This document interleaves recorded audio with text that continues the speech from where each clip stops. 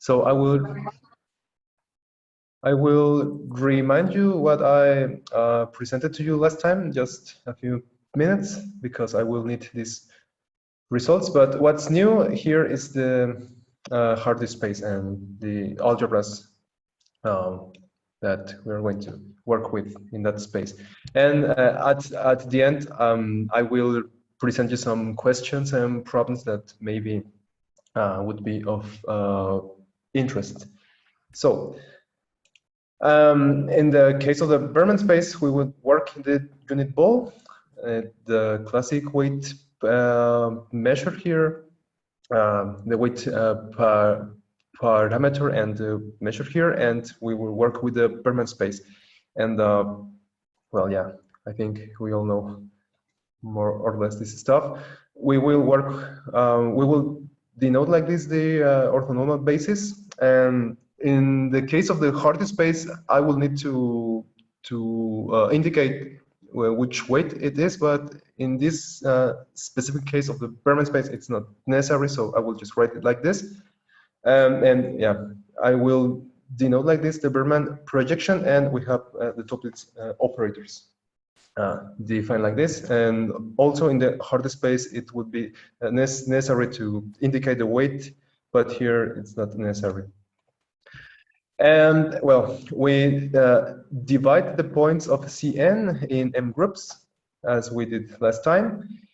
And each group has a length of given by this tuple k, so that each length is kj, like here. And in general, not just for the points of Cn, we will divide the tuples like this. And I will denote the groupal radius of each zj like this, rj, which is given like this. And we will consider firstly the Toeplitz operators with symbols which are k quasi-radial, which means that they depend only on this R1 to Rm. So these operators are diagonal with respect to the monomials or to the orthonormal basis, and the eigenvalues are given by this expression. And so they generate a commutative star algebra, which I will denote with this symbol. And as you can see, and as it happens here, usually this eigenvalue function just depends on this length of the, I mean, we have this tuple here, but it just depends on the sum of each particular group. So we can identify these operators with functions by which are indexed by z to the m. So, and it turns out that they can also be embedded to a smaller algebra of slowly oscillating sequences, but in a certain sense, not the classical ones. I think, yeah, the expressions are not so easy to work with. And now we can work with these spaces, which are finite dimensional, and they're just the span of all basic functions which have this length equal this kappa j. And now we can also have these spaces here. These are not finite dimensional, but they will also be important. And in this case, it turns out that the orthogonal projections from the Bergman space onto these spaces are in the algebra of which is generated by this k quasi-radial symbols.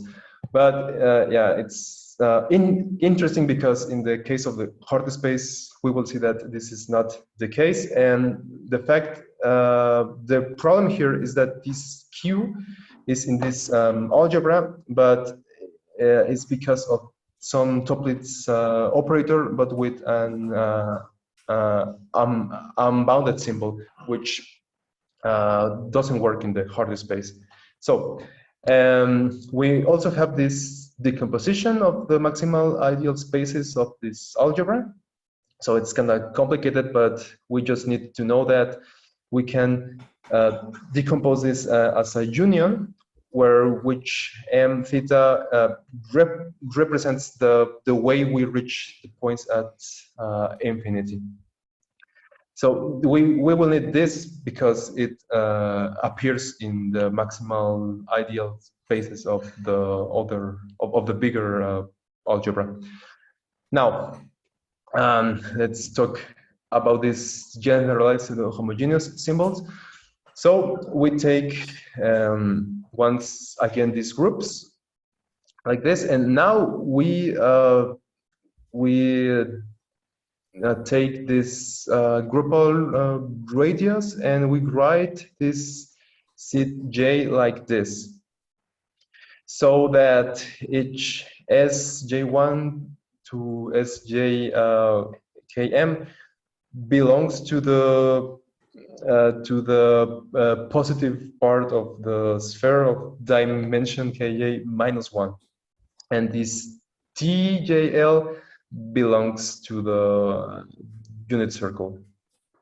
So with this in mind, we can consider symbols, in general just bounded and measurable, which are invariant under this action of the one-dimensional torus. Given like this, we multiply by the same number on each coordinate, and then we will call a symbol invariant under this action a generalized pseudo-homogeneous symbol. We will take m symbols like this, each one for each j here, and we will see how is the algebra generated by these symbols and by the k quasi-radial symbols. So I remind you that this is a generalization of these symbols here. The first one were the quasi-homogeneous symbols, which we can obtain from the pseudo-homogeneous symbols, but taking this these functions, this Sj1 to Sjkj are just our S here. And well, this is already studied, and although there's some open questions, I think almost everything is done here. We also have these pseudo-homogeneous symbols, but I mean, it's this product of two functions. We have the pseudo-homogeneous symbols with a real parameter, which are pseudo-homogeneous symbols, but we add this x plus the conjugate of this symbol here, so that for example, when x equals 0 is just a normal pseudo-homogeneous symbol. When x equals 1 is a real valued symbol. And so I already presented a talk about that, but that's also a particular case. And now we are not taking symbols like this, just in general a function invariant under this action. Now, Miguel, wait a minute. So just to remind qualitatively what is going on. In the very bottom case, quasi-homogeneous symbol, the algebra was described. It's Banach algebra, and it has a big radical. So it's not semi-simple. In the middle case, situation changes because of that x. It has a radical only when x equal to 0, so the previous case. And for each x not equal to 0, there is semi-simple algebra. Is it correct? Yeah, it is, yes. Correct. So for the very top algebra, the question is, first of all, describe this algebra, how it looks like, and second, to figure out whether or not it's semi-simple and what is going on in this sense. Is correct? Yes, yes, it is. So And it is very important to underline some qualitative differences among all these algebras. yeah, yes. Well, so that's what we're going to do.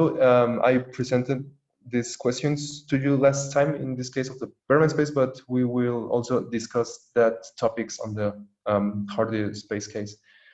So in this case, the action, in this case of the generalized homogeneous symbols, the action of these symbols is given by this formula, which is kind of complicated, but yeah, the most important feature maybe is that if these two guys are different, then this inner product is 0, which means that this Toeplitz operator also lives invariant all the spaces that the Toeplitz operators with these symbols also left invariant, which is this. So I remind you this decomposition.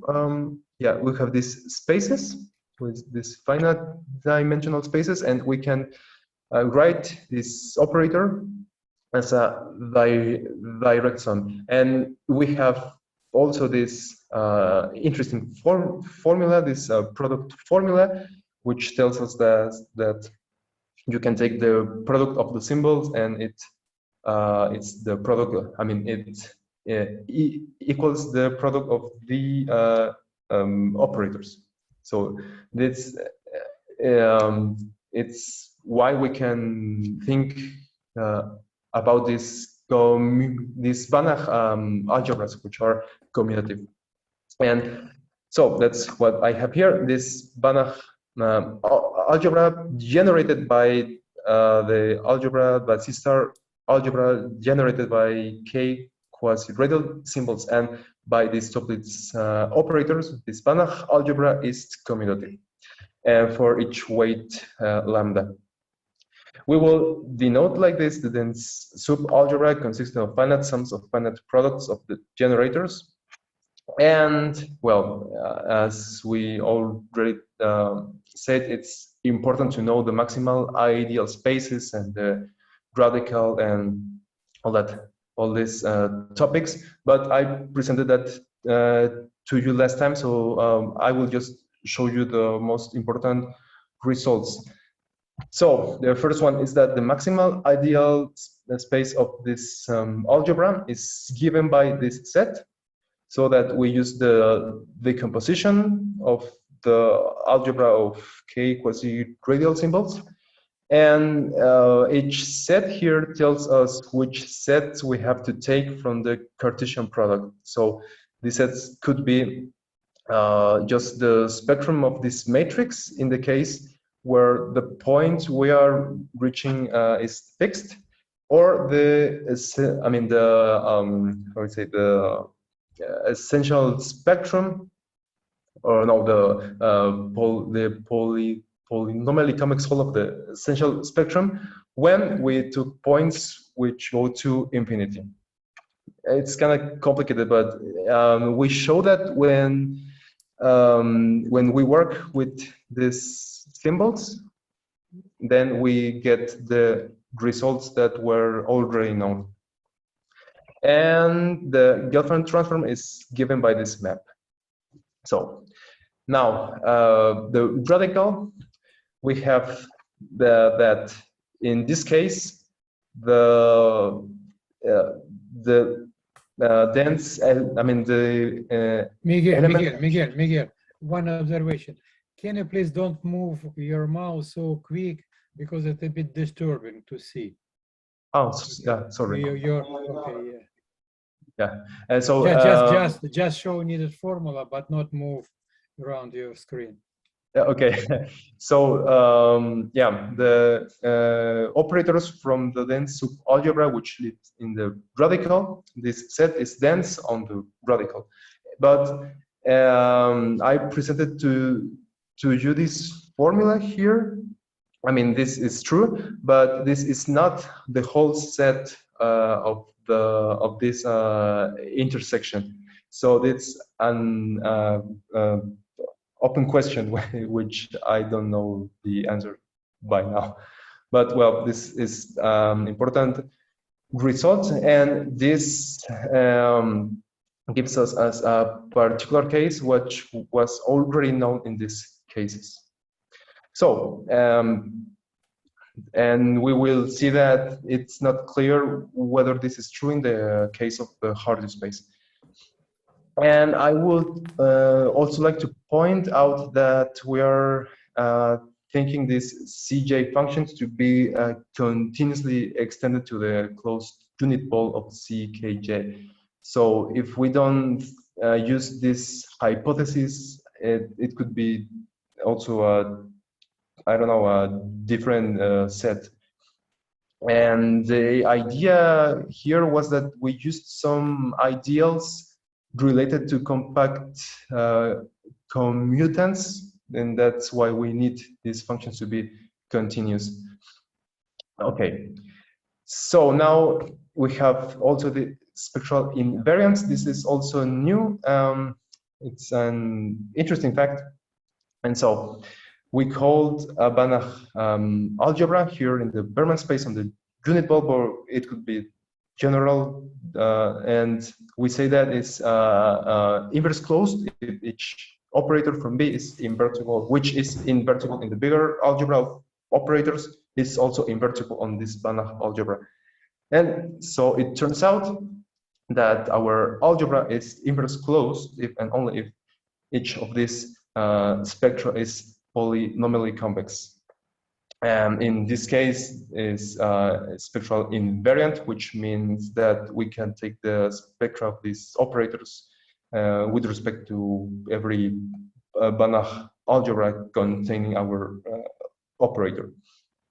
So the proof is really simple, kind of simple. So if this set is polynomially convex for each of these J, then I showed you last time that there is some net G of alpha such that we can use this net to get a representation of the functionals. This was only for the spectra, and we need it for the whole polynomially convex whole. But in this case, these two sets are the same set, so we can do it for the whole polynomially convex whole, which is just the spectrum. And then we can just use this formula here. If we suppose that T is invertible on the C-star algebra of operators, then its inverse, it's in this algebra. But we can take these inner products, and as we can see, the summand of the right-hand side goes to 0, which means that psi of T cannot be 0. And since psi was arbitrary, then this means that T is invertible. So conversely, it's easier if there's some J such that this set is not equal its polynomially convex whole, then the polynomially convex whole of this set is the Gelfand image under the Gelfand map from this algebra, so that it cannot be spectral invariant. And that's all. And wait a minute. Do you have a concrete example where this happens and where this does not happen? Yes, I have. I mean, I don't have it here. But in principle. Yeah, we just have to take some, for example, some continuous function. Mm-hmm. For example, I took some function like, I mean, something like this, with a whole. So this is not polynomially convex. Mm-hmm. And since we can do it we can take such a set, which can be the image of a continuous function. Then we can make the spectrum to be this set. But then the polynomial convex hull is this set, but without the hole. So it's not the same set, and we would get this inequality. I have explicit examples, but yeah, it's not really a nice formula. So I just, yeah. But yeah, there's some examples. But here it was not really difficult because we are just working with a single operator on each j, which in the case of quasi-homogeneous symbol, it's not like that because we are working with more generators. So we have to take this joint spectrum, which makes things yeah, more difficult. But yeah, maybe this also happens in that case. I don't know. So that's also an open problem. And so now let's go to the Hardy space. We will work on the unit sphere, and we will define the Hardy space as the space of all holomorphic functions f, such that this yeah, this is the norm, and this should be finite. This is the Seminario projection, and we will work with symbols, and when we separate the last coordinate sit m, and as always we define our Toeplitz operators like just the compression of the multiplication.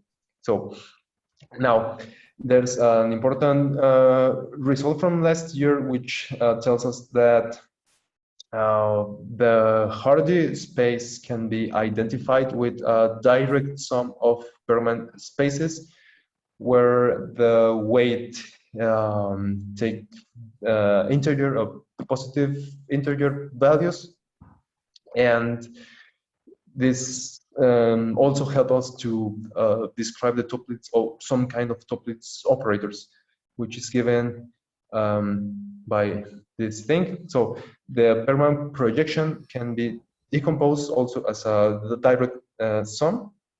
No, sorry, the Seminario projection can be decomposed as a direct sum of Bergman projections, and so we can also do something like this with Toeplitz operators. We just have to take some symbol which do not depend on this decomposition here, this Tn. If we take such a symbol, then there's also this result from this paper, which tells us that we can take this Toeplitz operator, and it's unitarily equivalent to this direct sum of Toeplitz operators acting on Bergman spaces. So this means that we can take symbols, pseudo-homogeneous and all that stuff on each weight, and just from the Hardy space, and then see how this behaves. So that's what we did a couple of months ago. No, I think it was last year, but it was just for the case, I think n equals 3. But now we are doing this for a general dimension. And now we make these groups like in the Bergman space case, but with this just the first n-1 coordinates. We take the groupal radius, and now we consider a k quasi-radial function, but in the Hardy space. But that means that its function defined on each Bergman space, it's also a chi quasi-radial function, but in the ball of dimension n-1. So using this decomposition and the results I presented to you on the Bergman space, we can write such an operator as a direct sum of diagonal operators. And this symbol gamma is given by this formula here, which is just what we had on the Bergman space, but now the weight parameter is also a variable here. And now the functions will be not just of n integers, but of m plus 1. So yeah, these operators generate a C-star algebra, which is commutative. We will denote like this its maximal ideal space. And as I told you, they can be viewed as an algebra of functions defined on the positive integers to the m plus 1. And we want to see if this is also a good algebra, if it separates the point and all that stuff. And that's why we take this particular family of symbols. It turns out that this just r to the 2 for each L. It's not sufficient. We have to take also r to the 4. Which was not the case on the Bergman space, but it's not, I mean, we just have to do the calculations, but at the end, if we take these symbols, it turns out that this algebra separates the points, but that's not the only thing. We have also some kind of symmetry here between p and the other integers, which is given by this function. If we define for each j such a function where on the j coordinate we take this square of 1 minus the norm of r to the 2, then this the gamma of a composed with this function is like the gamma of a, but with some kind of interchanging the kj coordinate and the p coordinate. There's some weight here, but it's the same we had on the case when n equals 3. In this case, it was just like +1 and -1, but it's the same thing. We can interchange these coordinates, which means in particular that we can also define such a function like this, but for, so to say, the coordinate p. So we have this formula which is very similar but with p. And we observe that if we sum all these symbols and all these functions, and we take the limit when p and the length of kappa goes to infinity, then this sum goes to 1. So this tells us that the points at infinity in some sense could be identified with the sphere, but with the norm 1. So I'm talking about this. We can consider the Banach space Rm plus 1 with this norm. We can take its compactification by an infinitely R sphere and identify this sphere with the unit sphere. So this is just the simplex generated by the canonical vectors, but this is the sphere in this space. Now we take the closure of our set in this compactification, and we call it like this delta to the m of infinity. And now it turns out that these functions are continuous on this set. And we proved that these functions also separate the points of this set. So they, together with the identity, generate the C-star algebra of all continuous functions on this compactification. So in particular, we can take all projections to finite dimensional spaces, like our HK on the case of the Bergman space, but in this case. and they will belong to this algebra. This is like that which we had here. Just let me go back here. What was that here?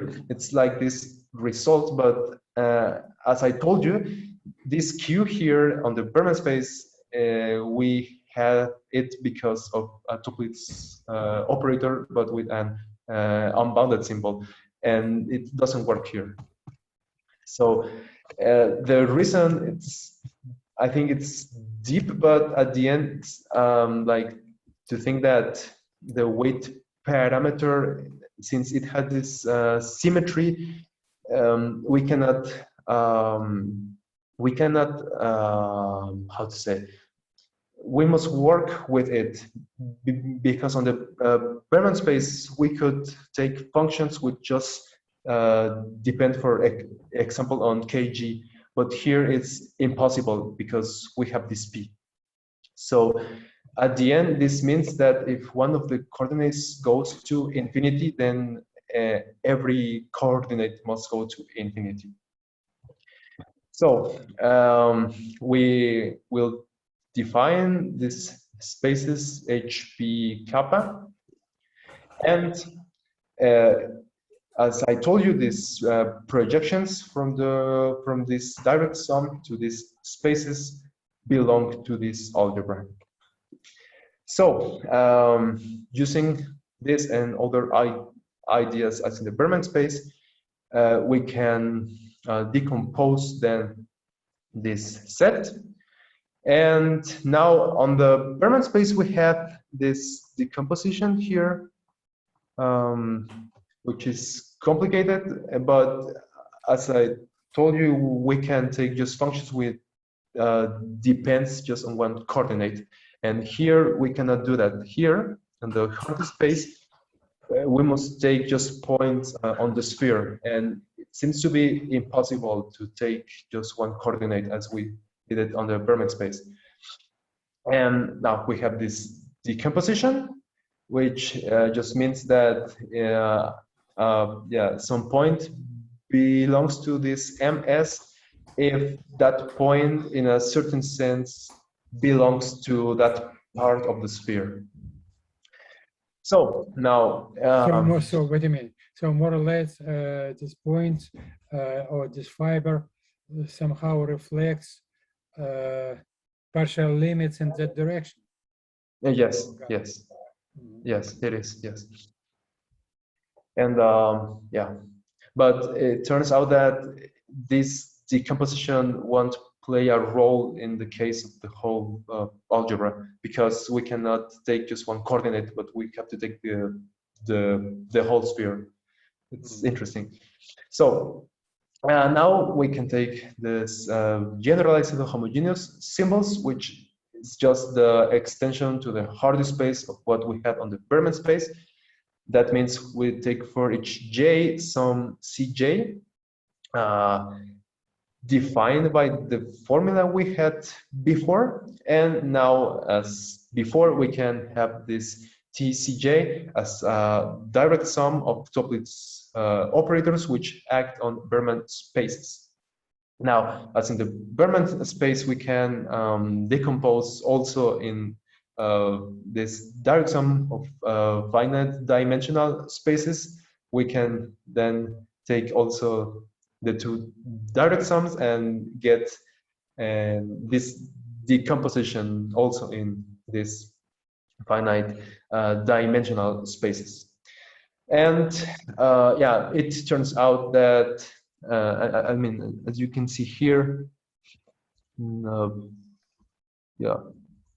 in the case of the Bergman space, these symbols, their action don't depend really on the weight parameter. So this is like a repetition of the same operator, which means that at the end, when we want to find its spectra, it's just the same as finding the spectra of P, of some specific P. We could just take P0, yeah, something like that. And as in the Bergman space, because it's the same thing, we have this union of the point spectrum and the essential spectrum. And now, yeah, we can consider the Banach algebra generated by this TCJ, and its maximal ideal space satisfy this equality. It's just this spectra, but we have to take its polynomially convex whole. And reasoning as in the Bergman space, then the maximal ideal space of the whole algebra, which I denote as T of D, can be identified with a subset of this Cartesian product. And as always, we have to see which points belong to this set and which points do not belong. But as I also told you, it's interesting that we cannot take just one coordinate, but we have to take the m coordinates if just one of them goes to infinity. So when we calculate this maximal ideal space, it turns out that it's not really complicated as it was in the Bergman space when we had all this disjoint union. Here, we just have this here, this union, this set. We have to take the positive integers and the spectra of the matrices, and then the points and infinity. This is because of this symmetry, which can be seen by means of this Rj, which is it's the same thing we have with this function here, this tau, but now on the whole space. So if we define this Rj, it turns out that when we take a generalized homogeneous symbol, this action lift invariant this operator, whilst when we take a k quasi-radial symbol, it's the same as taking the composition with this tau j. So using this symmetry, we don't have really to take all these coordinates, but just the whole set of infinity, and gives us this Cartesian product. Now, the Gelfand transform is given by this map as usual. And now comes the question about the radical. So this question is difficult now because in the Bergman space, we could take ideals of which are related to compact operators, but are not compact. But now we cannot take that because we have to take all coordinates at the same time. So I don't know what the radical is, but I think that it should be some set of compact operators which behaves like this. I don't know the answer yet. So at least I know that all these operators, when we project to one of these finite dimensional spaces and take this product, this operator belongs to the radical. And I mean, this kind of operators were the ones who were dense on the case of the Bergman space. So maybe it's the same here, but I don't know that yet. And what do you mean? So you are claiming that here, in all cases, you have not semi-simple algebra, which was not the case for the Banach space. No, here we could for the Bergman space. So no, what I don't know here is if the if these operators generate the whole radical, but I mean the expressions are difficult, but I have this result here. It's like in the other case. Yes. Okay, yeah. Because here, if this matrix is the diagonal, I mean, if it has a Jordan canonical form, which is diagonal, then this product is 0, and we would have, yeah, we would say that this is just a 0 operator. But I don't know if it's dense on this radical. But at least we could say that this algebra is semi-simple if each of these matrix, as I told you, has a diagonal Jordan canonical form. So the proof is simple. If there's some matrix which don't which is not like that, then this product is not 0. But as we saw here, this belongs to the radical, so we would have a non-zero element which lives in the radical. And conversely, if every matrix is like that, then for every finite dimensional subspace HP kappa, there is a base of eigenvectors. No, not necessarily orthonormal, but there's a base of eigenvectors. And if we take up an element of the radical which is not 0, then since it's not 0, then there should be some of these eigenvectors such that d of b is not 0. But we can prove it's really just it's easy to prove that with this v we can recover this multiplicative functional, but that means that from the left it's not 0, but from the right it should be 0 because this element is in the radical, which is not possible. So yeah, we have this partial result here. And so we had this also in the other cases, but as a corollary. So maybe, and I think it's true, maybe also in the case of the Hardy space, this dense subalgebra, I mean, its intersection with the radical is also dense on the radical, but we don't know that yet. So that's an open question. So now that's what I have here. So wait a minute. The question: do you have concrete example of this function Cj that supports the statement when you have radical, when you have semi-simple, concrete cofunctions? I mean, we have it from the Bergman space case. So it also here as well. Yes, yes, but I don't have it here. But for example, if you take some function Cj here,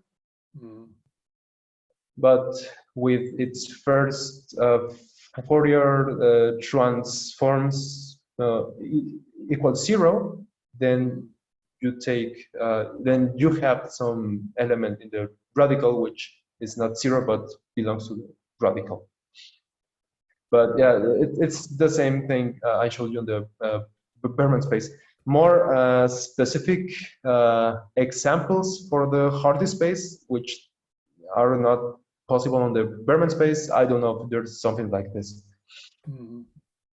Okay, and so this is the question. First, is the radical really a set of compact operators? Because as I told you, we cannot take just one coordinate to go to 0, but we can take all of them. So this kind of makes sense if this is a set of compact operators, but it's not clear now if it's true. The other question, if it still holds that the radical is the closure of the radical intersection with this dense subalgebra. And yeah, there's also more general questions. How about more general symbols? For example, in the case of the radical, I had to think of Cj being continuous, but maybe we could take some of the general functions, or maybe other group actions. I mean, this is like what we saw like 2 talks ago or something like that, but maybe in other other group actions, not the same way here. And I don't know. And also we could make the same thing, but with other spaces. I have a project, something like this, not really done, but I have some ideas which I will present you very shortly, and we can do something like this with the single domain in the Bergman space, the Bergman space on the single domain. So in this case, it's like in the Hardy space, because we also have some I mean, in that case, it was a direct sum. In this case, we can do it with a direct integral. So I think the ideas could be very similar, but like continuous, which means also more difficult, maybe. But I think it would be also, interesting. This is really easy to construct this algebra. It's just take the same symbols, but in this single domain. But now we have the the pseudo-homogeneous part on the Fock space. So it's different because it's not the Bergman space. And as I told you, it's not discrete, but continuous. So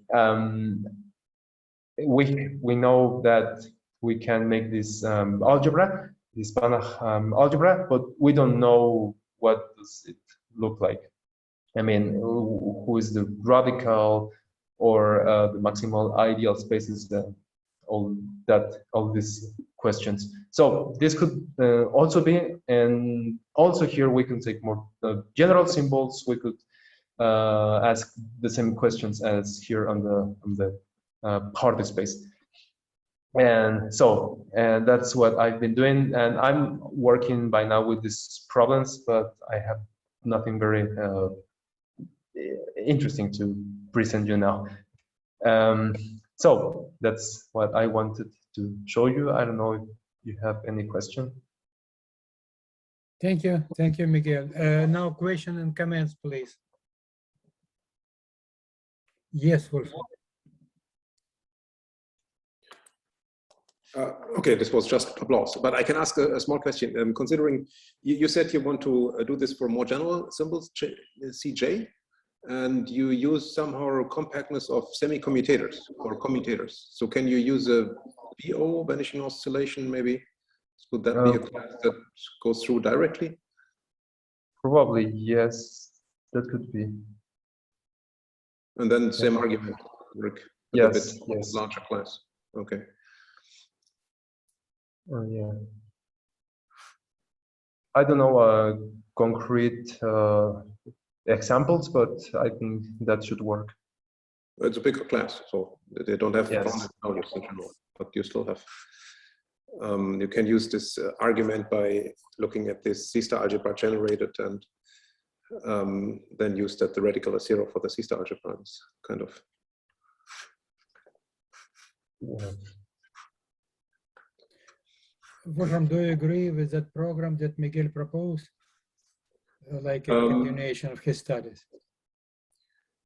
Yeah, I think there's still a lot to discover. I mean, there are many cases. And I like this progress in the Hardy space case and to compare with the Bergman space case. That's very nice. Coming back to this progress in Hardy space, Miguel, can you show this your slide when you have the composition of Toeplitz operator as direct sum of action and weighted Bergman spaces? Yes.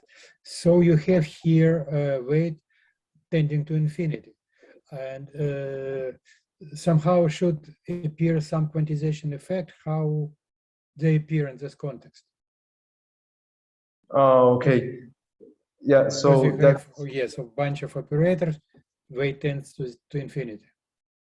That means that on the maximal ideal spaces, when p goes to infinity, then all the other ones, because of this symmetry here, all other ones also have to go to infinity, and then we can take every point on the spectra of these other operators.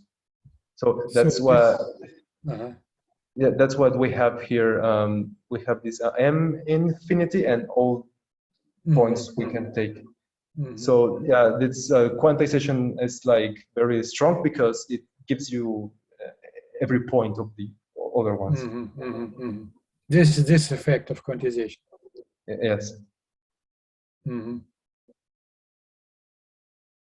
Please, more questions, comments?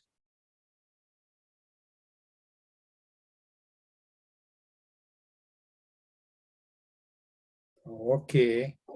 If not the case, Miguel, so we may expect that you will present another talk soon about your new achievements. Okay. Yes. I mean, I hope I can answer these questions. At least the first ones should be difficult. Yeah. Okay. So it's very important that we will keep in touch and we know everything you are doing there. Yeah. Wolfram, any suggestions from your part? We will have some discussion on Friday. I looked into some details of the calculation. Yeah, I think one can probably ask some more problems and make the list a bit longer. Okay. So maybe this is a bit exotic question, but I was thinking, what happens if you look at an infinite dimensional ball instead of a finite dimensional ball? You can do the same thing, but then you have infinitely generated algebras. So take a ball in a Hilbert space, unit ball, and take a Gaussian measure there. Then I probably can do the same. Exotic. Yeah. It's so exotic. No, it's not, okay. It's another direction of infinity. You add another. Yeah, I see. Another infinity here. So if you consider it useful after this your Friday discussion, maybe some week or so in the future we can meet 3 of us in online and discuss. Yeah, I think this would be very helpful if we to make some kind of plan how to proceed and put things. Okay, great.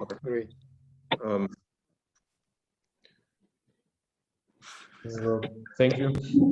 So any other question to German part from Mexican part?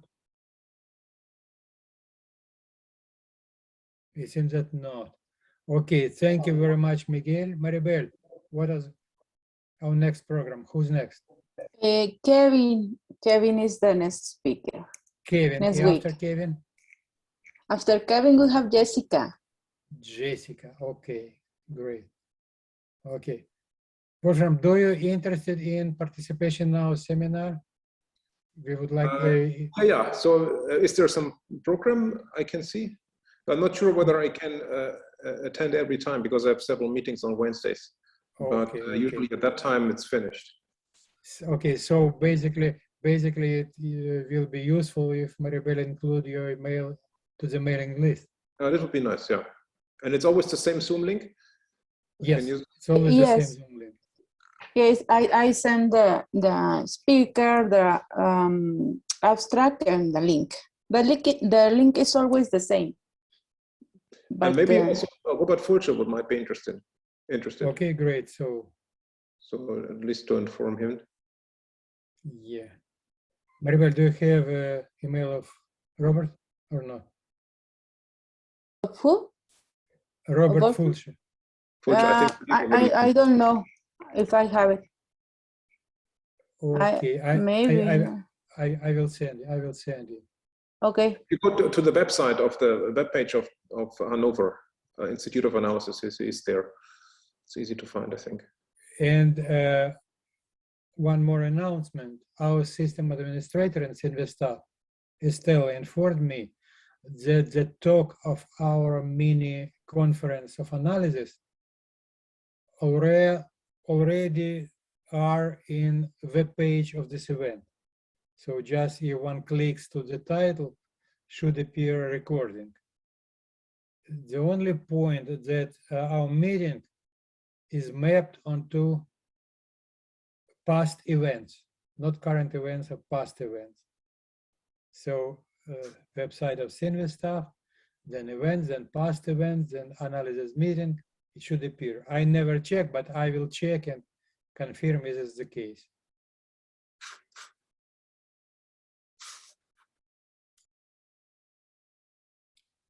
Okay, so thank you very much all. Kevin, you will continue next time. And this is all for today.